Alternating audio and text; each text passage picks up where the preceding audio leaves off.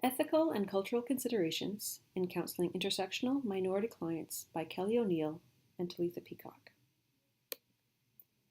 In this presentation, we will be providing a description of the client, Carla, her current situation, and the presenting concerns which have led her to seek out therapy. We will examine both the strengths and challenges she brings to a therapeutic relationship. We will examine the ethical and cultural concerns presented by her specific case and the positioning which might be appropriate for use as her counselors to adapt. The client is Carla, a 20-year-old college Latina student. Both of her parents are Latino-Latina, but her father passed away when she was a preschooler. Because of this, the client has been influenced more by her mother than her father. She deeply values the familial relationship she has with her extended family, particularly on her mother's side. These include grandparents, aunts, uncles, cousins, and close family friends. She has a strong sense of her role within the family, namely being an obedient child. This is an area in which she feels dissonance between her love and loyalty to her family and the more individualistic values she witnesses in her friends and classmates. She feels pressure to exercise philismo, the closeness and interdependence of family and concern for other members of family's needs before her own. This is difficult for her to negotiate because her needs are only partially met within her family. She has a learning disability as well as mood and eating disorders, which her family does not understand. She feels pressure to rely on them for support, but also feels that the support they offer is inadequate. The typical structure the client's family would have taken was disrupted by her father's death, and her mother has had to take on all the responsibilities which would naturally fall on both parents. This is another area in which the client feels at odds with her culture. The support she witnessed members of her family having from having a father present has been absent from her life. Because she and her mother have relied on each other, their bond with each other is very strong, but she also worries about fulfilling the financial obligations to her mother that her mother expects of her as she ages. Her mother has modern values when it comes to education and employment, but like many Latina women, retains more traditional views regarding issues around sexuality. Carla is heterosexual, but is not currently dating. When she is in a relationship, she feels tension between her cultural values and those that her partner has, as he's often from a different cultural background. She dislikes many aspects of the patriarchal family structure that she has witnessed within Latino culture, but is not entirely sure what her relationship without that structure would look like. The client's mother is deeply religious Catholic, as are most of the members of her extended family. The client's mother also has a strong belief in her fate, fatalismo, a belief that her fate is inescapable, though she manages this anxiety through a strong belief in prayer. The client respects these beliefs to a point, but does not hold them with the same intensity that her mother does. The client is very sensitive to the fact that many Latinos drop out of school. She is aware that she is beating the odds, so to speak, by succeeding in her studies despite her disability. Many of her friends from high school have become mothers at a young age. The client's mother appreciates that Carla has continued in school and has not had children at a young age, and this is a point of connection between them. The client's mother has always been supportive of her education, so some of the challenges surrounding language skills and distrust or misunderstanding of the school system, which can happen in Latino culture, has not been a factor in the client's academic career. Carla is dyslexic, which has always made schooling difficult. Now in university, Carla knows that she can understand the material, but struggles to process the information from the resources her professors provide. This is a common issue within the university setting for those diagnosed with a learning disability. Although there are support tools available to her, she does not access them as she feels pressured by the typical Western work ethic, one which emphasizes the idea that university should be navigated alone, that the challenges presented are just part of growing up. Furthermore, because of this pressure to go it alone, Carla has yet to disclose her dyslexia diagnosis to anyone but her doctor and her mother. Carla is very aware of the body image expectation perpetuated throughout Western culture. As she utilizes social media, The perfect body ideal is reinforced for her daily.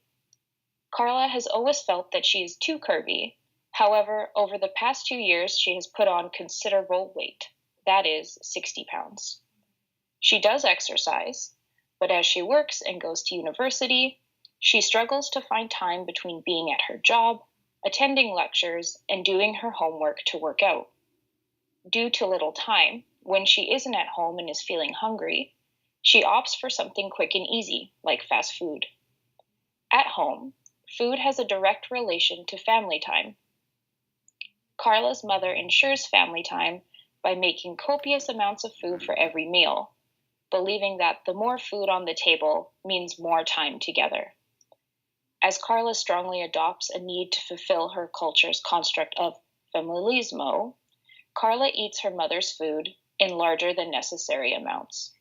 Carla knows her mother uses a lot of fat when she cooks and has asked that her mother reduce the amount.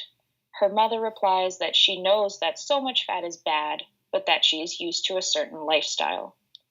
In order to maintain familismo, Carla does not want to start making food separate from her mother's, for fear of implying that her mother's cooking is not good enough. Presenting concern. Carla is coming to counseling to seek treatment for her depression, which she says is brought on by her weight gain.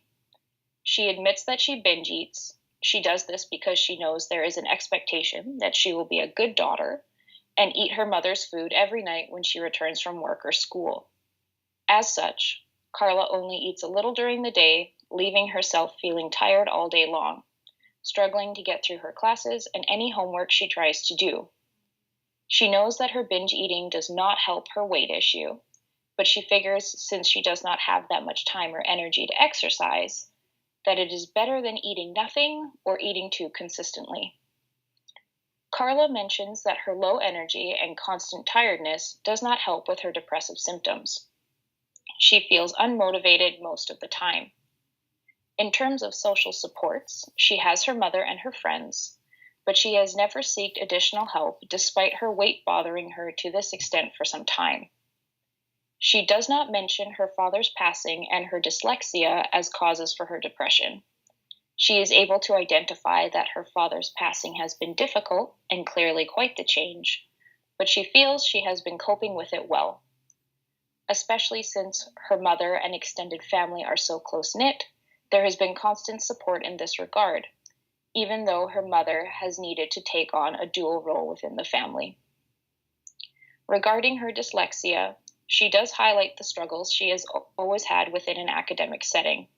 As counselors, we might question if her struggles with her dyslexia increased upon entering university, causing additional stress that may have triggered the onset of her weight gain and consequently her depression without her realizing. Strengths and challenges. Carla relies deeply on her mother and her mother's commitment to her success in Carla's academic studies.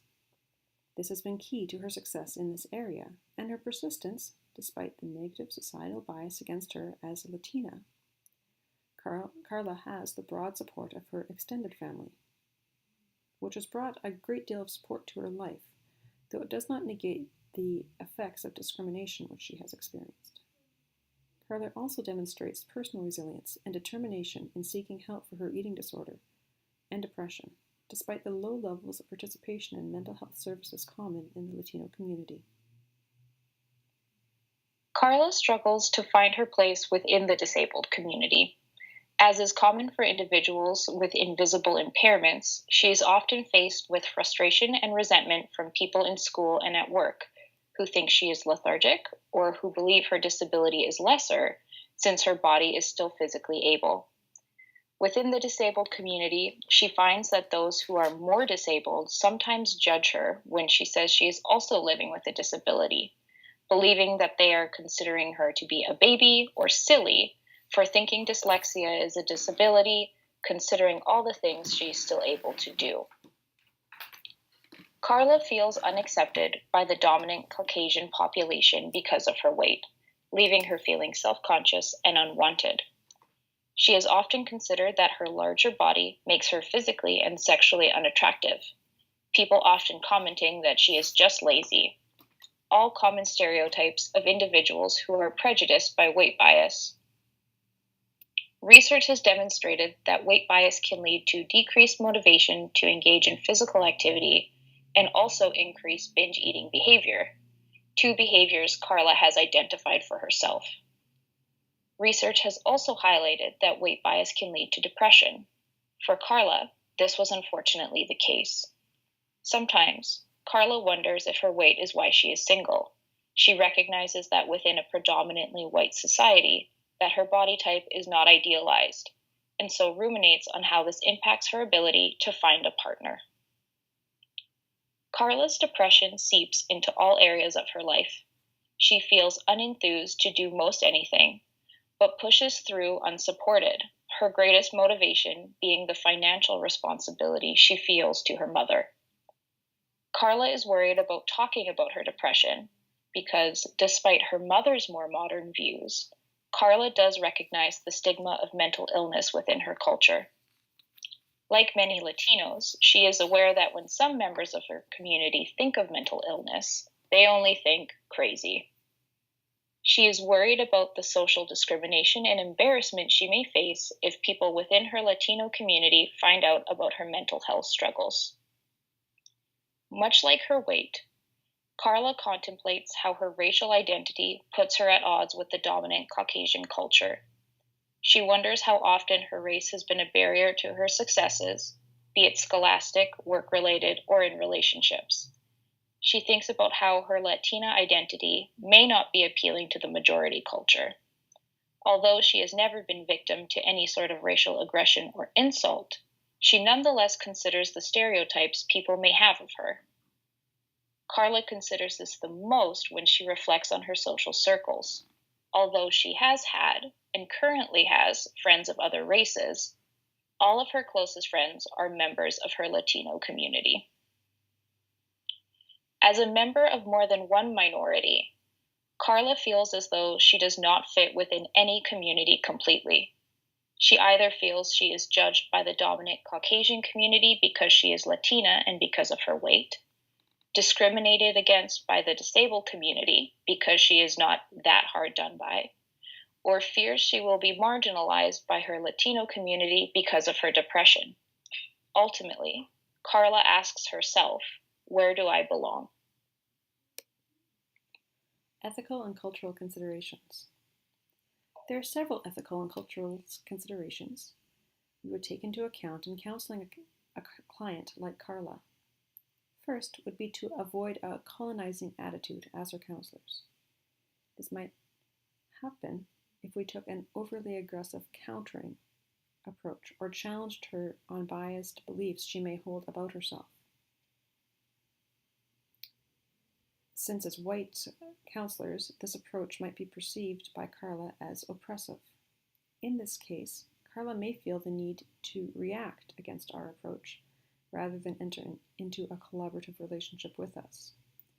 We would likely be better to adapt a collaborative approach and structure the therapy as client-led exercise.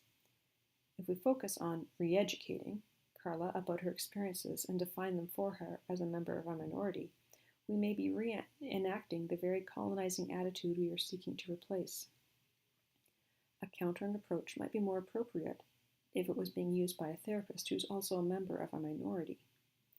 But as white therapists, it would be incumbent upon us to be sensitive in this area. A second ethical consideration is that the Canadian Psychological Association clearly lays out the expectation that a counselor will examine their own biases by evaluating how their unique experiences and social location might have influenced their thinking, understanding that this may impact their ability to be objective. It is critical that as counselors we understand the client's experience and social location may lead them to a very different perspective than we possess. As counselors working with Carla, we should also consider cultural values held by her and her community, such as feliismo, the closeness and interdependence of family, and concern for other members of the family's needs. Another key cultural belief is fatalismo, the belief in fate and the inevitability of a particular outcome. Though Carla may not hold to these beliefs as closely as her mother does, they continue to impact her cognitive patterns and may even prove, in the case of familismo, to be an adaptive strategy to help deal with her mental health concerns. In the case of fatalismo, this belief may undermine her sense of personal agency, and as her counselors, we would need to be sensitive to this possibility.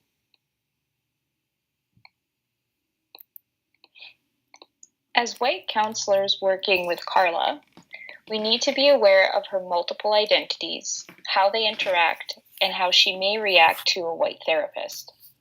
First and foremost, we need to be aware of the difference in social location and the fact that Carla may not feel comfortable disclosing private information to a member of the dominant group. As there are cultural differences between us in customs, mindsets, and beliefs, Carla might feel like we will not understand her and so may not feel comfortable sharing. As she has experienced discrimination and judgment by Caucasian culture in other areas of her life, she may feel this could happen again, given the intimate and vulnerable position presented in a counseling setting. Regarding her dyslexia, the presence of a disability may spark errors on our part. First, errors of omission may be made. We may fail to ask questions about critical aspects of Carla's life because we assume that an issue is unimportant owing to the presence of her disability. For example, although she is seeking counseling for depression caused by weight gain, we might assume that Carla's depression actually stems from her dyslexia, a factor that cannot be changed, unlike her weight. Second, errors of commission may occur.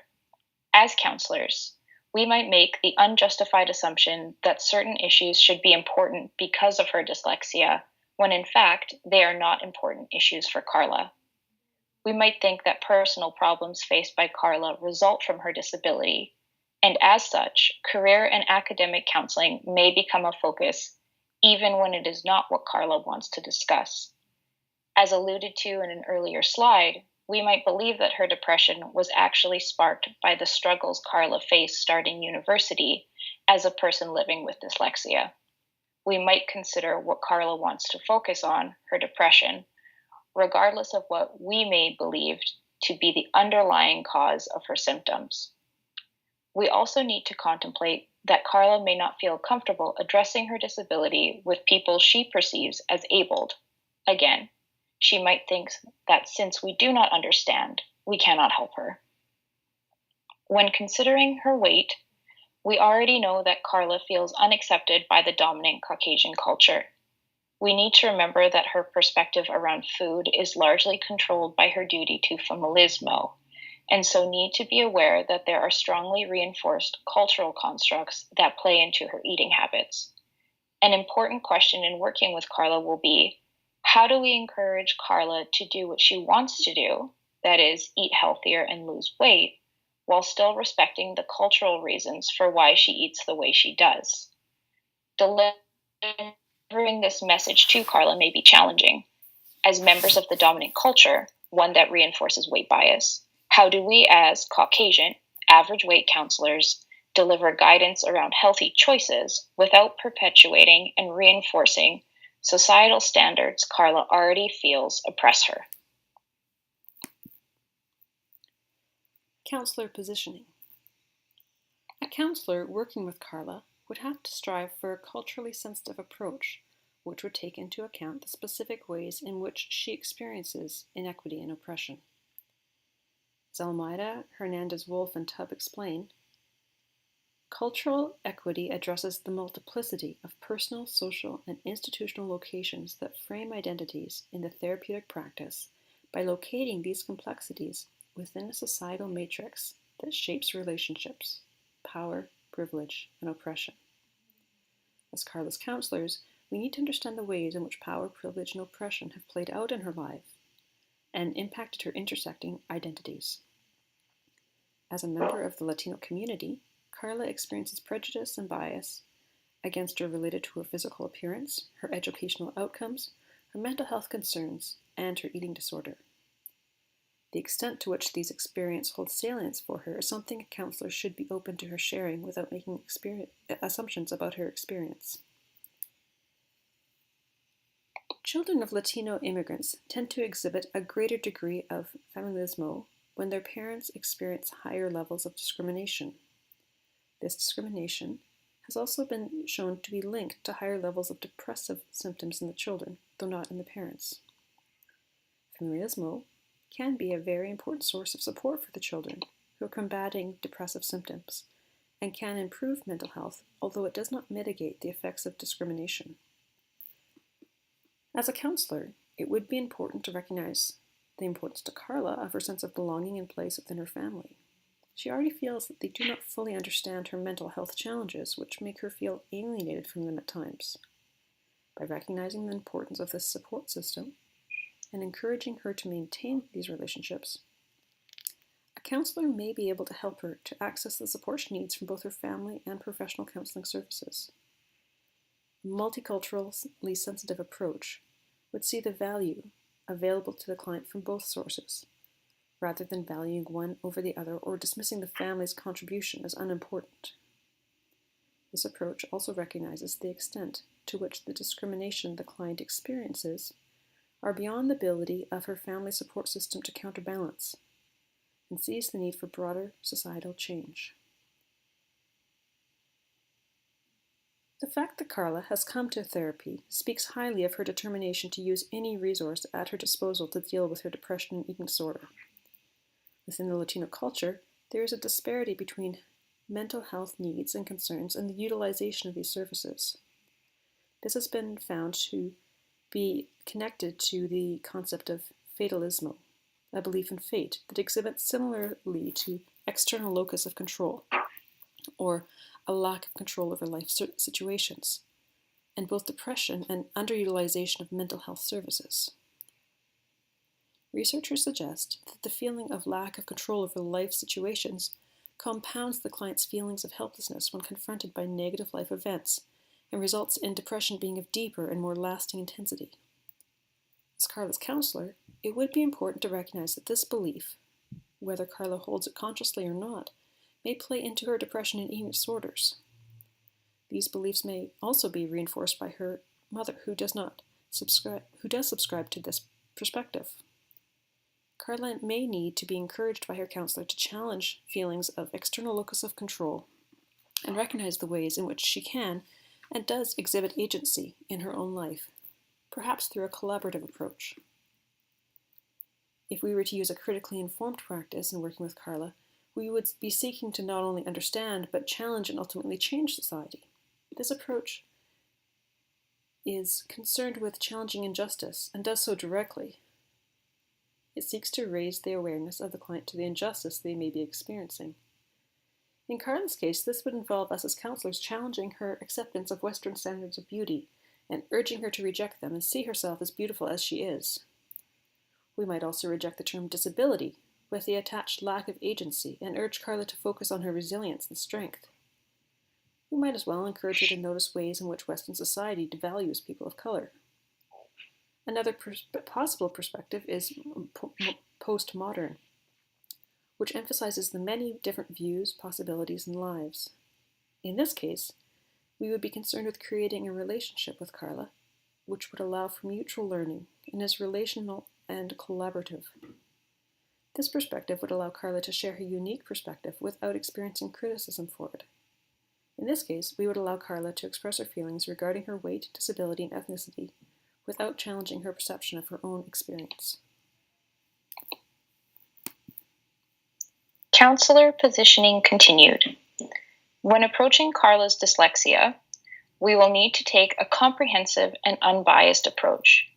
Not only does this include being aware of errors of omission and commission, it also means being mindful of our own biases.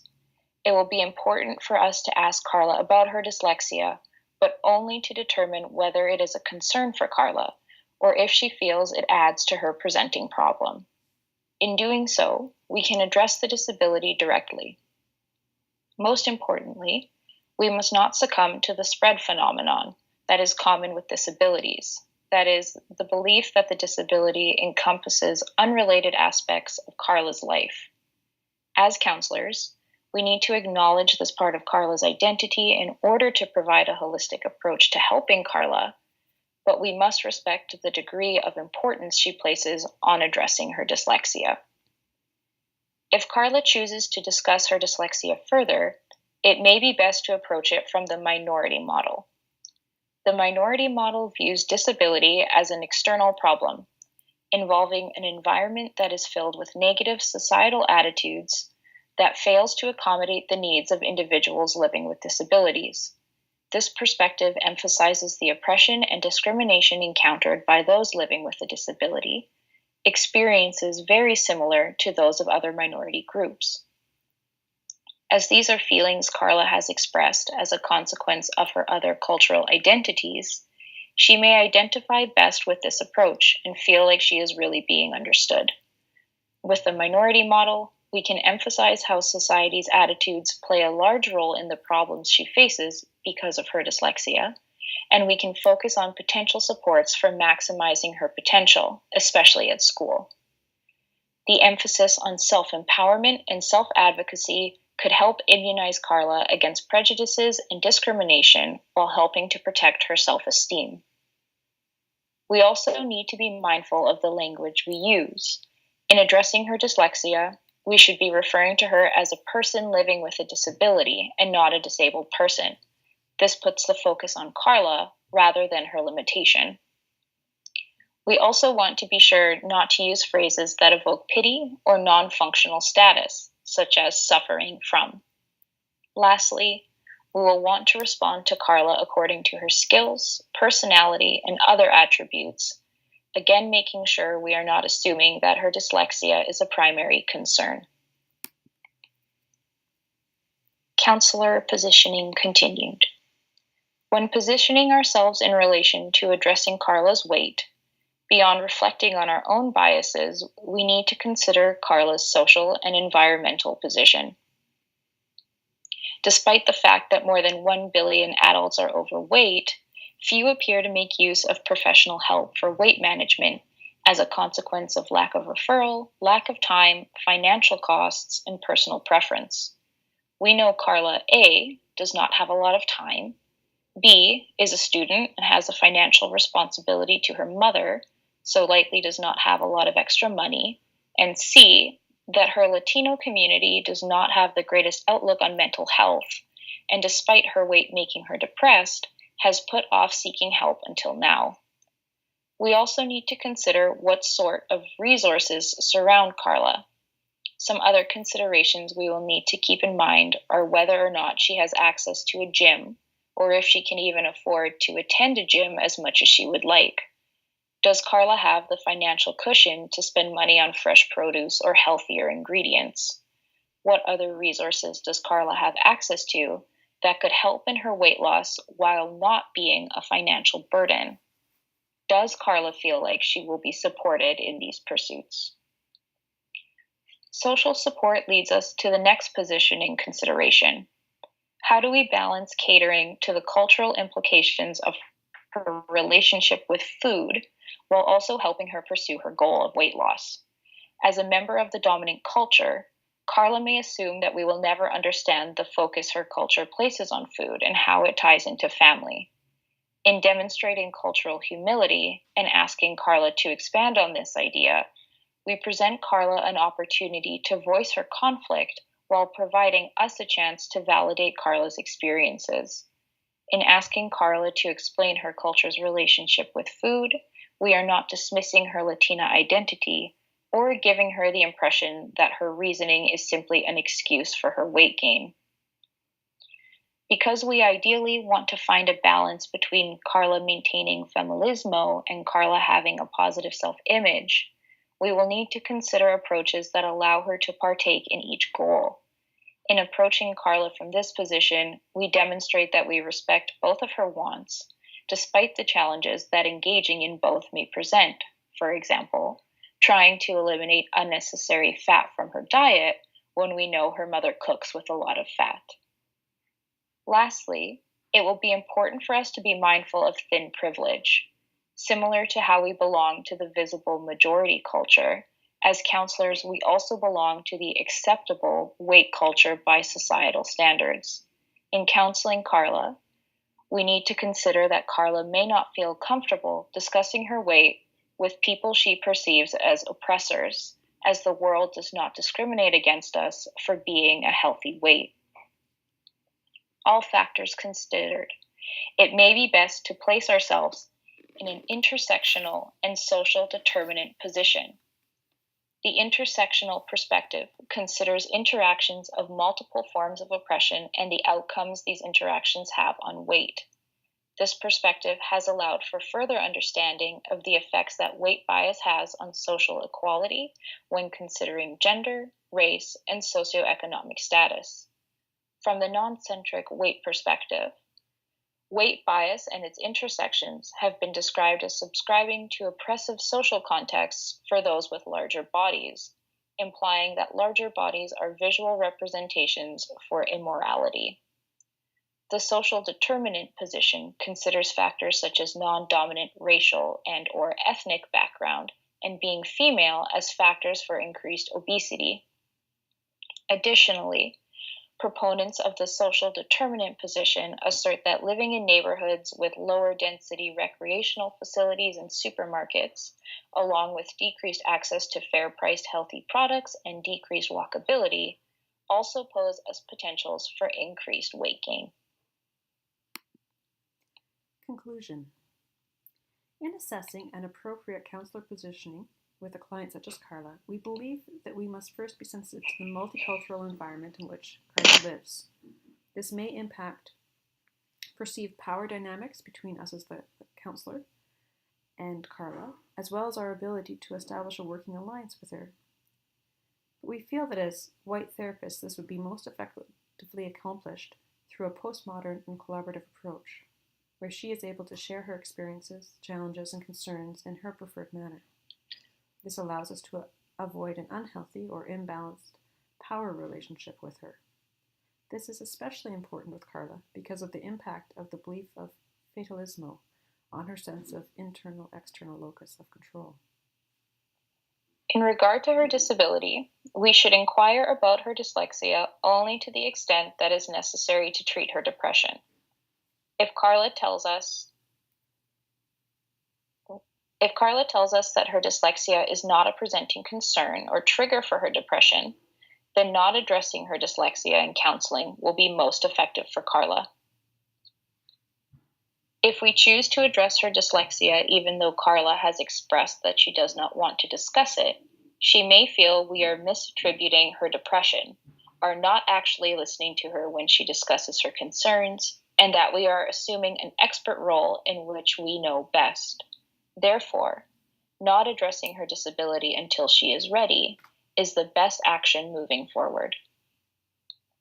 Since Carla believes her weight gain is brought on by her depression, it would be best to implement strategies that help with her self-perception and behaviors around her weight, while still being able to enjoy her mother's cooking. As such, a mindfulness-based approach to eating awareness may help Carla to balance her cultural and personal desires. In utilizing a mindfulness-based approach, Carla would hopefully be able to improve her control over her eating while decreasing the anxiety and depressive symptoms around her eating behaviors. In providing Carla with tools she can utilize to control her own eating behavior and self-image, she may feel the impact of fatalismo decrease, as her locus of control would be internal as opposed to external.